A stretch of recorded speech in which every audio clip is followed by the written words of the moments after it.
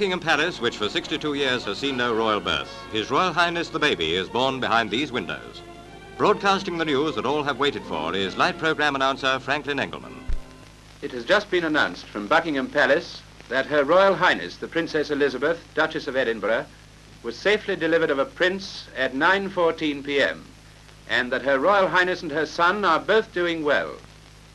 Listeners will wish us to offer their loyal congratulations to Princess Elizabeth and the royal family on this happy occasion. Newspapers find their boldest headlines as outside the palace, all-night crowds are rewarded by the bulletin announcing that Her Royal Highness and her son are both doing well.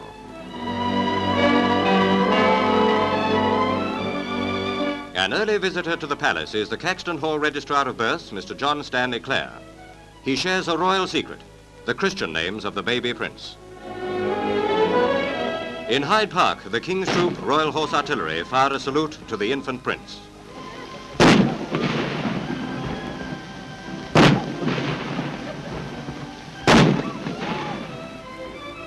The bells of the Abbey, which a year before had seen a royal wedding, now carol a royal birth. At Queen Charlotte's Hospital, a day forever honored by the impartial hand of time marks the happiness of other couples. 7 babies sharing almost to the minute the royal birthday.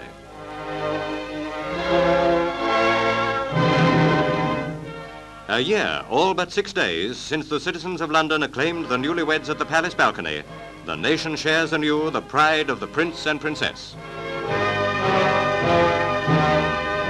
To Princess Elizabeth, the world adds its heartfelt greeting in the hour of her supreme fulfillment.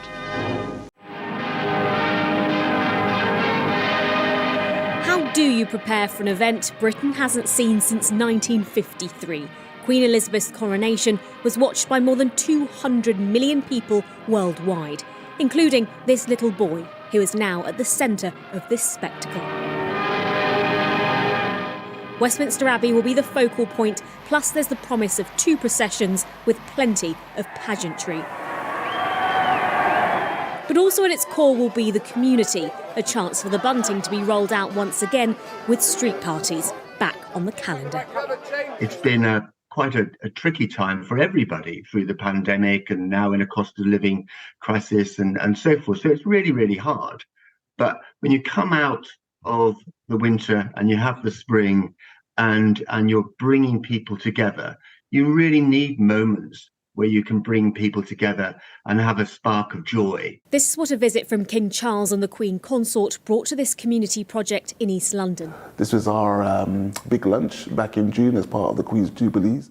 It was their first official engagement in the country after their ascension, and it's why the organisation will be celebrating. It's a moment in time, regardless of what your views, you'll remember what you were doing on during that weekend or on that day. Beginning Saturday, May 6th, which just so happens to be Charles's grandson, Archie's birthday. The King and his wife, Queen Camilla, will be crowned at Westminster Abbey on May 6th before taking part in the coronation procession to Buckingham Palace, where Charles and fellow members of the royal family will make an appearance on the balcony. It's unclear who will join Charles on the balcony, but if Queen Elizabeth's trooping the colour was any inclination, it will only be working royals. In Revelation 13:1, and the dragon stood on the sand of the seashore. Then I saw a beast coming up out of the sea, having 10 horns, 7 heads, and on his horns were 10 diadems, and on his heads were blasphemous names. And the dragon gave him his power, and his throne, and great authority. Now, of significance to that is that at his coronation in 1969, and we're talking about Prince Charles, the father, he sat on a chair with a large red dragon emblazoned on it. During the ceremony, his mother, Queen Elizabeth II, said, "This dragon gives you your power, your throne, and your own authority." At the bidding of his queen, the bare-headed prince comes forward.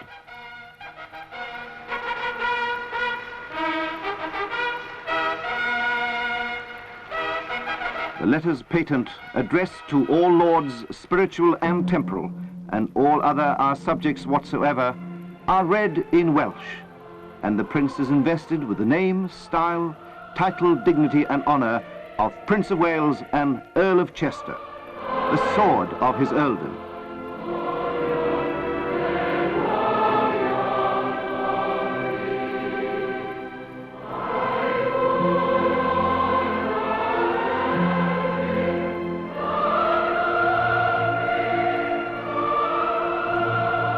The coronet for sovereignty.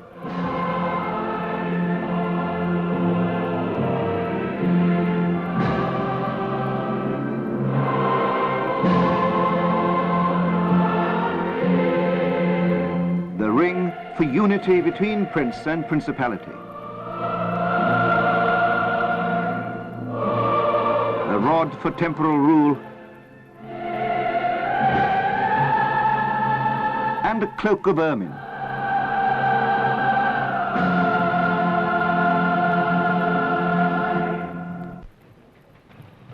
I, Charles, Prince of Wales, do become your liege man of life and limb, and of earthly worship. And faith and truth I will bear unto thee, to live and die against all manner of folks.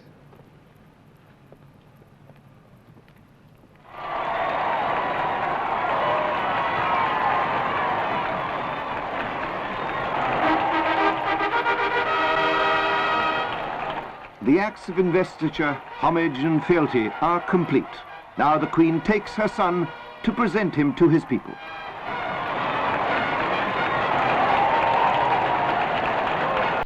His response to her was, and I quote, "I am now your liege man and worthy of your earthly worship." Liege is an Old English word meaning lord, meaning I am now your lord man and worthy of your earthly worship. And also, as you can see here, the crest of the Knights Templar is showing the same symbols as did Prince Charles when he received this coronation.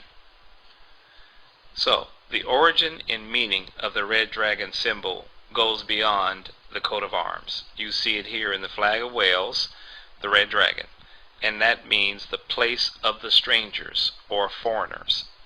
That is, as in the tribe of Dan, importing themselves to Wales. And then you see it on the airplane of Wales, the same red dragon. And then we see it in the 1953 Royal Badge of Wales. And notice that there is a circle around the dragon that gives the letters Y, Drag, Gach, Didri, Situin. And it means the red dragon should go forward. This is the unofficial Welsh national motto. Sometimes it is described as the red dragon will rise again, or the red dragon will lead the way. And I believe this is all symbolic of what is to come in the time of tribulation with the Antichrist.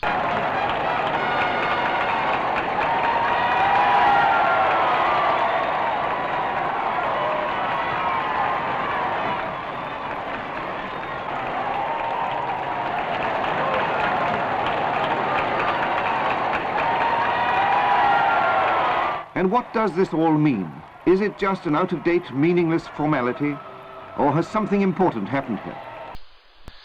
As you look in detail now at the seal of Prince Charles, the father, here's what you see in detail. But let's first look at the text, Revelations 12:3. "And there appeared another wonder in heaven, and behold, a great red dragon, having 7 heads and 10 horns, and 7 crowns upon his heads." And then Revelation 13:1. "Then I saw a beast coming up out of the sea, having 10 horns and 7 heads, and on his horns were the 10 diadems, and on his heads were blasphemous names. And the beast which I saw was like a leopard, and his feet were those of a bear, and his mouth like the mouth of a lion." And so as you look at Prince Charles, the father, his seal, his coat of arms, you notice that the crown actually is shown here in 7 places, and they're all numbered. You see it in the lion figure. You see it above that represents the sun, Prince William. You see the crown of the face. You see the crown on the unicorn, You see the crown in the center of the shield, and you see 2 more crowns below. There are your 7 heads with 7 crowns. Also, we discussed how in this text that the beast would resemble a leopard, and which this does by its length and its thinness as compared to a lion. It has the feet of a bear, and if you look at the feet, those are bare feet, and it has the mouth as a lion, and it certainly has a lion's mouth. So let's focus on the lion, leopard, bear beast on the left. Notice there are 3 parallel horns on his neck, which are, in a manner of speaking, plucked out by the roots, which means turned upside down. Then come to the center photo.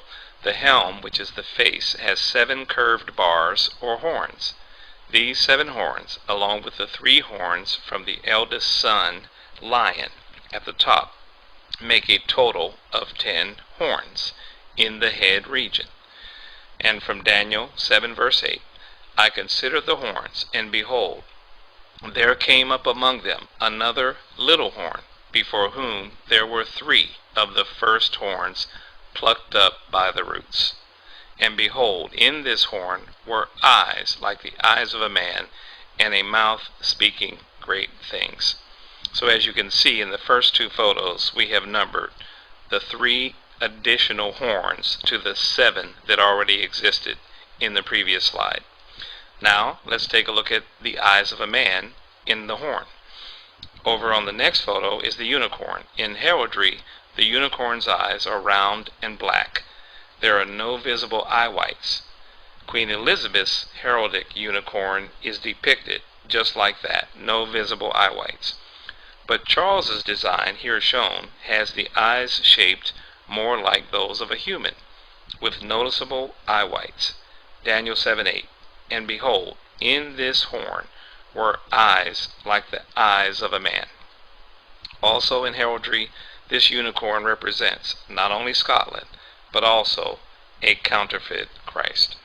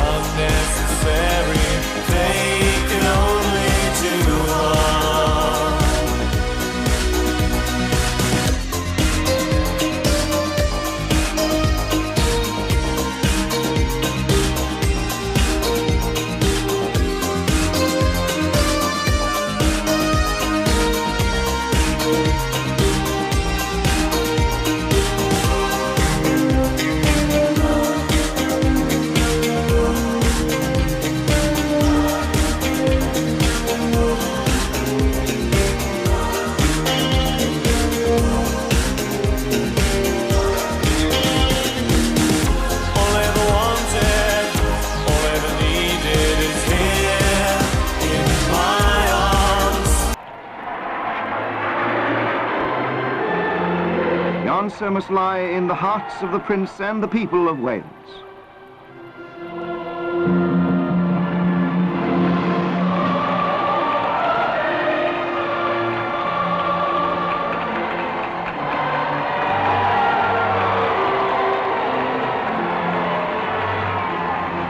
Still at Carnarvon, it has been an impressive and a moving day.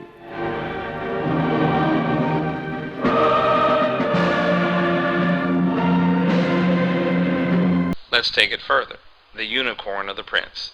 The constellation Monoceros, which is the unicorn, is in the winter's great triangle, as you see above in the skies, formed by the bright stars Betelgeuse, Sirius, and Procyon.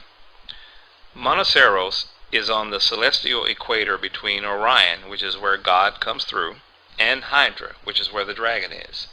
And it contains exactly 66 naked eye stars.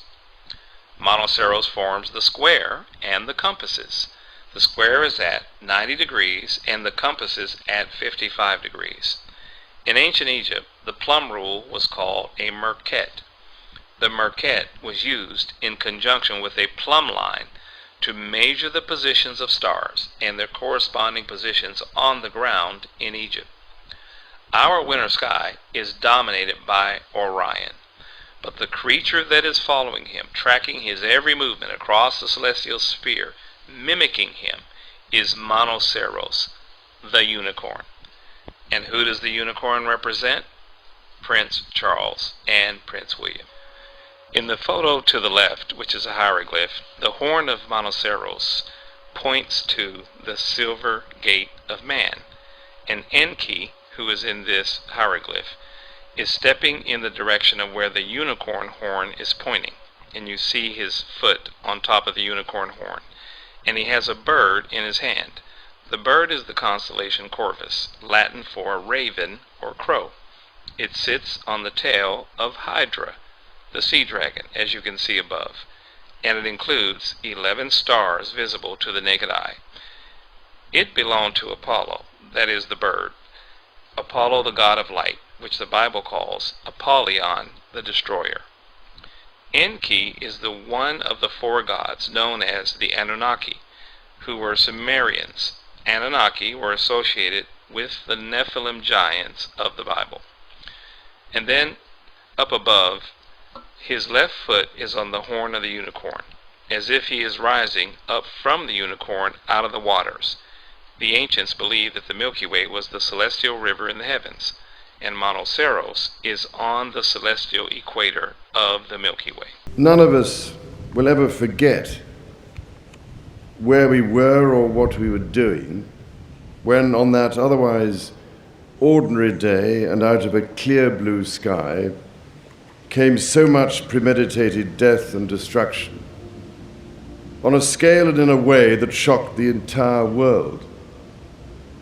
But at the heart of all those endless and rather impersonal news reports lay the shattered lives and hopes of all those who we join here today, both in London and New York, those whose loved ones were so cruelly, brutally, and pointlessly torn from them. That was 10 years ago, and for so many of those left behind, it must be an eternity, a continuing, awful agony that has to be endured day by day. To say that we understand, that we sympathize, that we hold you in our thoughts and prayers is true, but I know it is hopelessly, utterly inadequate. And as we arrived in London this morning, the news broke that Prince Charles had tested positive for COVID and is self-isolating. Now, his diagnosis is raising concerns about the Queen's health. Charles was with his mother, the 95-year-old monarch, just 2 days ago. Well, tonight we're told Her Majesty is not experiencing any symptoms and is being monitored. From Sicily to the streets of Queens, Italian ice has been a staple for cooling off during the summer heat for centuries. And one shop credited with bringing this frozen fruity treat to New York is the Lemon Ice King of Corona.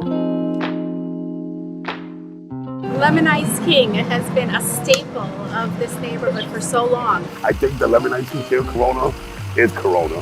That's creamy. It's got a lot of flavor. It is delicious. It is so good. You have to come to Corona and get some. But what is it that makes the Lemon Ice King so legendary? We headed out to Corona, Queens to speak with the current owners about the history of the crowd-favorite institution and learn how the shop has survived for 75 years selling its beloved Italian ice. The Lemon Ice King of Corona began in 1944 when Nicola Benfaremo began churning and selling ice out of his garage in a largely Italian neighborhood. Nicola's son Peter partnered up with his father to open up a storefront in 1964, just in time for the New York World's Fair in Flushing Meadows, Corona Park, which attracted more than 51 million people. Everyone is coming to the New York World's Fair. The real Lemon Ice King started here through Peter Benfaremo. You know, even though we got to acknowledge his father, obviously. Yeah, he took it to the next level. That's Mike Zampino and Vinny Barbaccia, the current owners of the Queens Institution.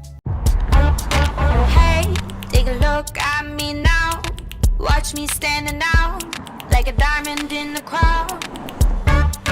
Dance like nobody's around, 'cause I got my own style. Take a look at me now. The car that says so much. Just watch me stand. Introducing the Toyota Crown. Toyota, let's go places. In Europe and around the world, there's a new car everyone's out to catch. The 88 Corona.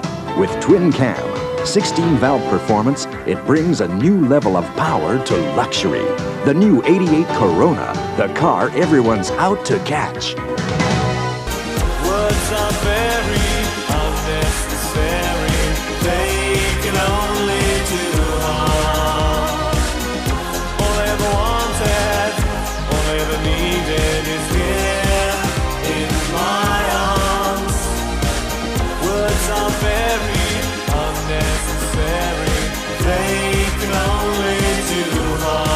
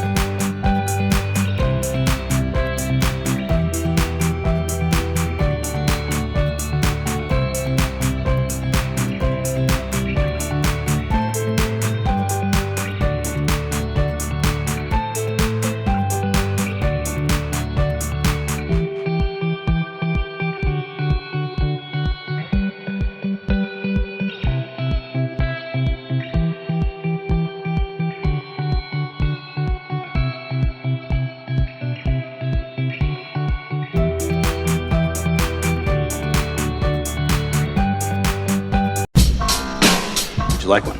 More of a Corona man myself.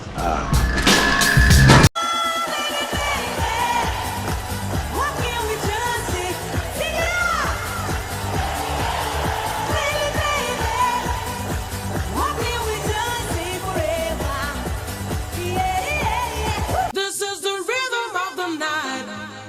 The night. Oh yeah.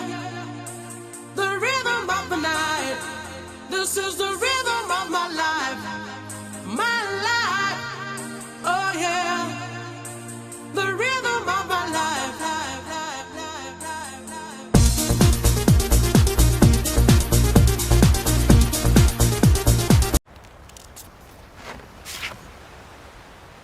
Sometimes you take it easy, and sometimes you make it easy. That's the fine life, baby.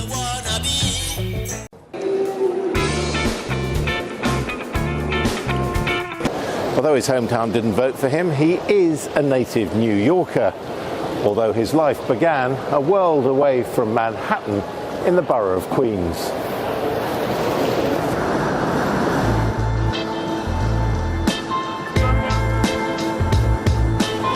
In spite of his affluent family background and his great wealth now, Donald Trump's familiarity with these less glamorous sort of New York surroundings put him on the wavelength of many ordinary Americans during the general election campaign.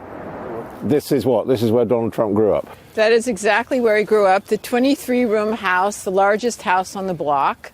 There's no gold on the outside. I don't even know if there's any gold on the inside, but it is large, ostentatious. The parents did teach the kids the value of a dollar. The boys had paper routes. The kids had odd jobs. The father worked 7 days a week. It's Sunday. Why would you rest? People have said to me, and I don't quite understand it, New Yorkers have said to me, what you've got to understand about Donald Trump is he comes from Queens. I mean, what does that mean? Well, he did, and he still maintains this kind of presentation as a regular guy who happens to be rich. He was interested in building a brand that would be the biggest, the splashiest, and that would be identified with success and with winning. We end tonight with President Trump's family history. The president's grandfather on his father's side was from Germany. The president's mother was from Scotland. He spent time with CBS Evening News anchor Jeff Glor at his golf club in his mother's homeland. Your mother got on a ship in 1930, the Transylvania, from Glasgow. Very young, and she met my father. She was 18, maybe 19, and she met my father, and they were married very happily for many decades. Very good marriage. So what is it about Scotland? What is it that brings you back Well, when here? your mother's born in a certain place, and I had a great mother, a beautiful, wonderful mother with a tremendous heart, and she loved Scotland. And so, you feel differently than you perhaps would if that didn't take place. And that's why it was so important for you to be in this place, to be part of it. And to do something spectacular. And I think of my mother, and, this is a tremendous place and just a wonderful place. What do you think your mom would have thought of it? She would have been very thrilled. She would have been very happy about the experience I'm having, I think, as president. And what I'm happy and what makes me, because I had a very good life. But now I think I have a very important life, much more important. I mean, I've done great deals. I've had a lot of success. I've had a lot of fun. But this is just so much more important because you're helping people. You say you enjoyed your civilian life. Do you enjoy presidential life? I like presidential life even more. It's tougher. It's nastier in many ways, but I'm doing so much I really feel I'm not doing this for me. I'm doing this for 300 and close to 50 million people.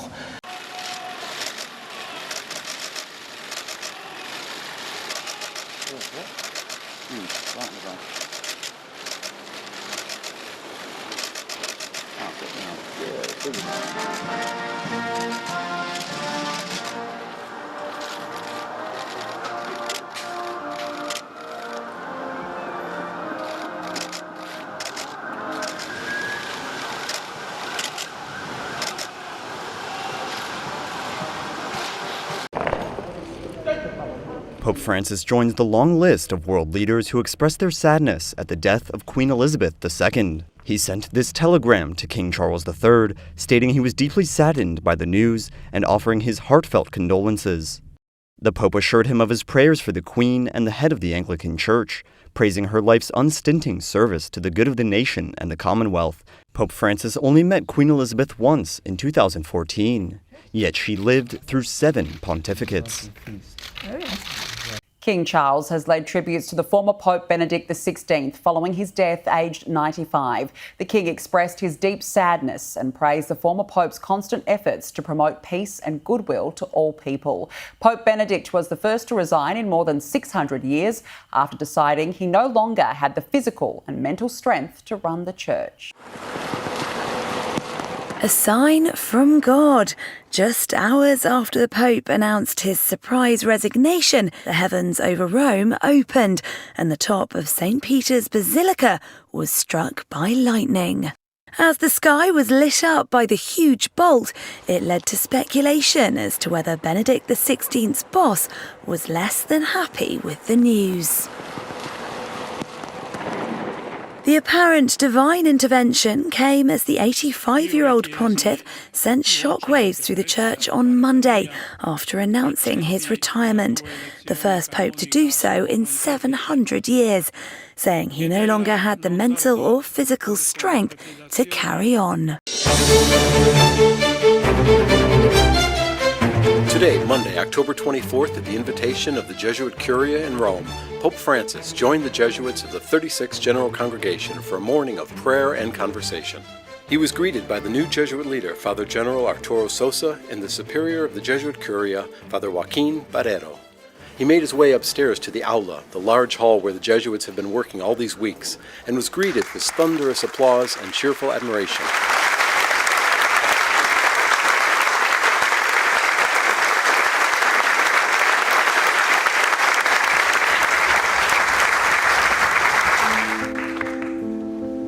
Once the room was settled and the Jesuits took their place, the musicians played instrumental music to set the tone for the special morning prayer service.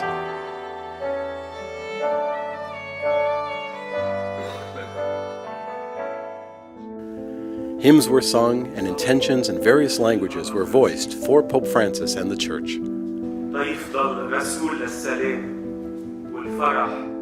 At the conclusion of their morning praise, all the men recited the Our Father and sang together Ad Maiorem Dei Gloria.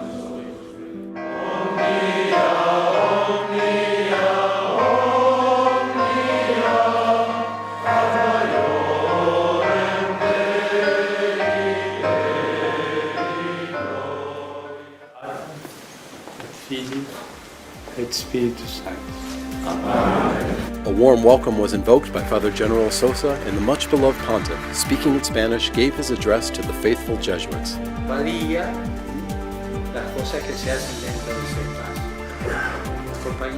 At the conclusion of his speech, the Holy Father joined Father General and the Jesuit delegates for a large group photo, a photo that will historically capture this special day when the first Jesuit Pope comes to a Jesuit General Congregation.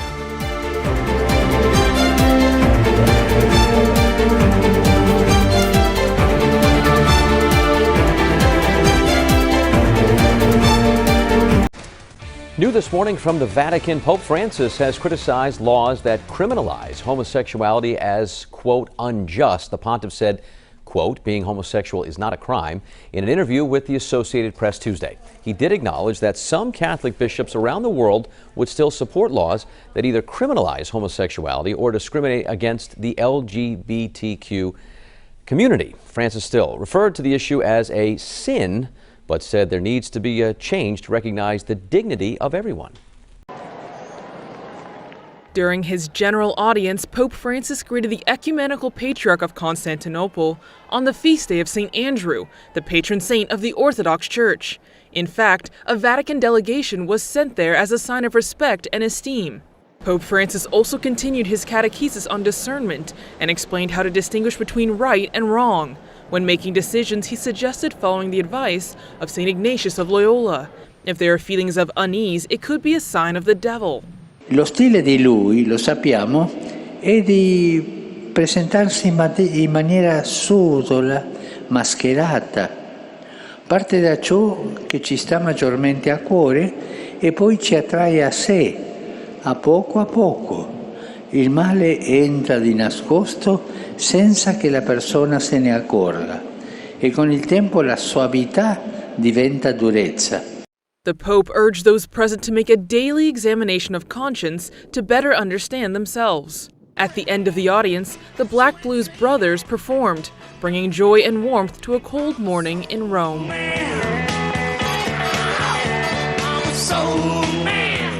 Good evening, I'm Marty McNeely for WGN News. Comic actor John Belushi died today at a rented hotel bungalow in the Hollywood Hills. Authorities say that cause of death is believed to have been a heart attack. Fire department medics said they were called to the hotel where they found Belushi unconscious and choking. Belushi, who was raised in the west suburban Wheaton area, rose to national fame on Saturday Night Live. Television series said that he was an actor along with Dan Aykroyd. They introduced their Blues Brothers routine on that show, which was the basis for a feature film made in Chicago. Again, apparent cause was a heart attack. The Black Blues Brothers performed, bringing joy and warmth to a cold morning in Rome. soul man. The president gives the Medal of Freedom, which is supposed to be a happy occasion, to Elvis Presley, posthumously, of course. And this gentleman, Chris Richards, writes in the Washington Post, a little nod to the good old days, back when black visionaries could invent rock and roll, but only a white man could become the king. Jessica, can't we just give a medal to Elvis Presley, king of rock and roll, without it becoming a controversy? I went and bought myself a ticket and I sat down in the very first row. They pulled the curtain, but then when they turned the spotlight way down low, little Egypt came out strutting, wearing nothing but a button and a bow.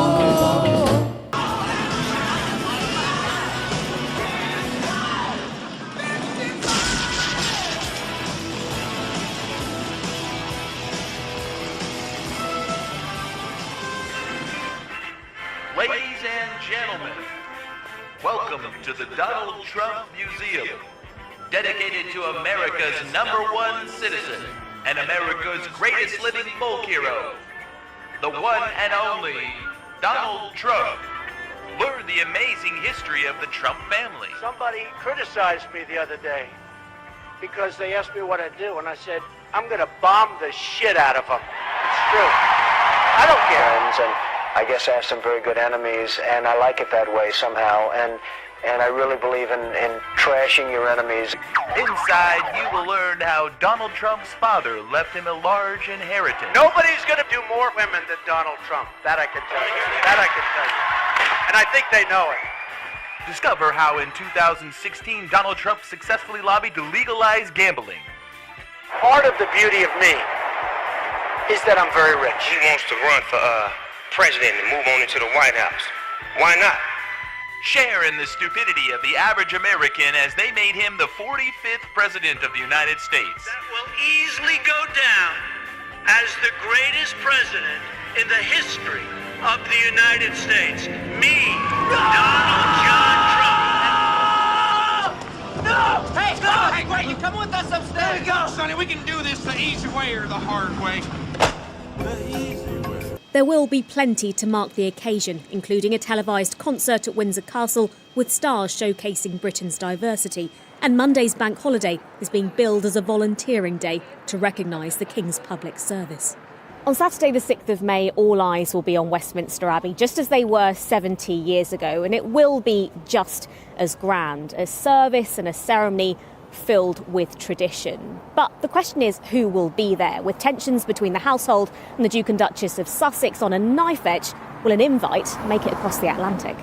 Prince Harry has said the door remains open, but after revelations in his memoir, reconciliation seems far off. The King himself, he's a mild-mannered man, Charles. He's a decent man, and he would want both his sons there. So I very much hope for him on a personal level that Harry and Meghan are there. But also I think the optics internationally mean that it's important there is a form of reconciliation. One person is guaranteed to be missed. This time, the next generation will be on the palace's balcony. But the message will be the same, one of unity and celebration. Ashna Harinag, Sky News in central London.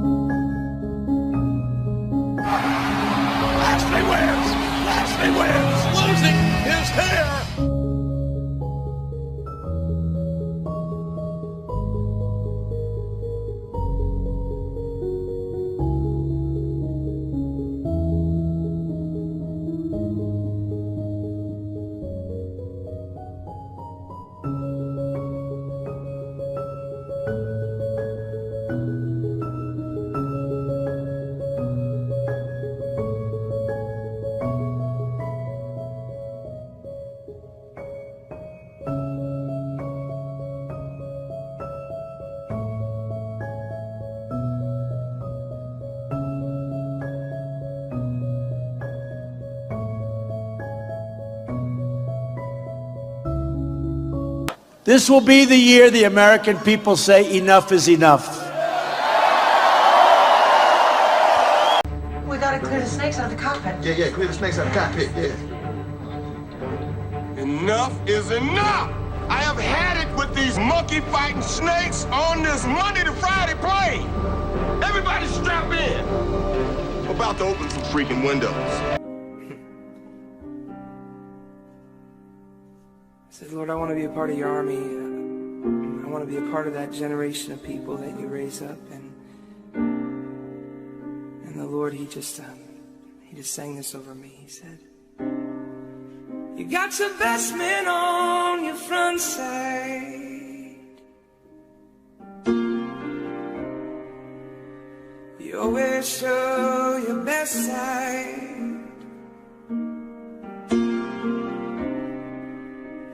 And evil's always on the other side.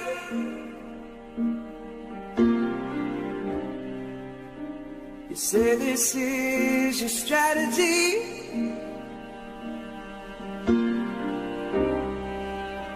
But son, I hope you take it from me.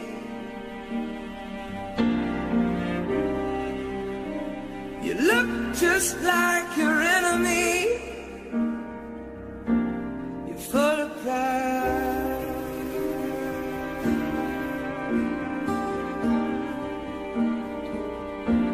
You're full of pride.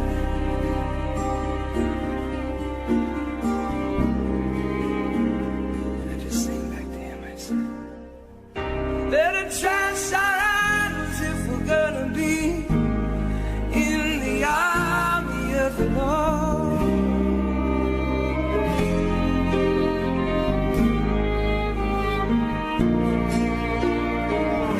And the greatest idol is you and me. We better get on the fishing floor.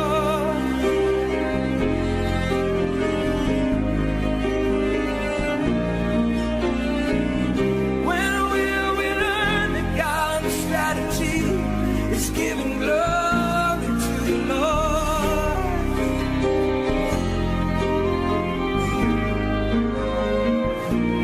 So God, so we trash our idols 'cause we wanna be in the army of the Lord.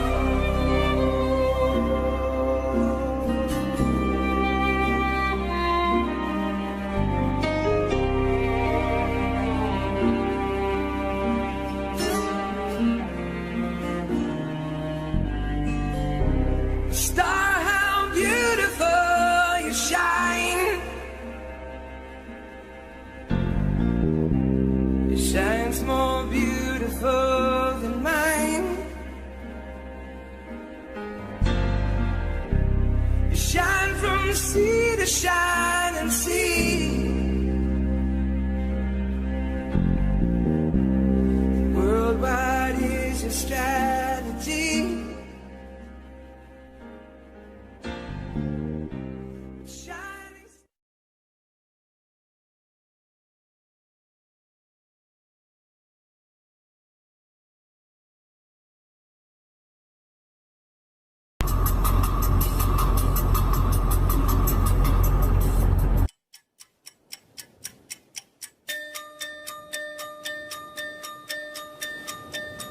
Over the horizon,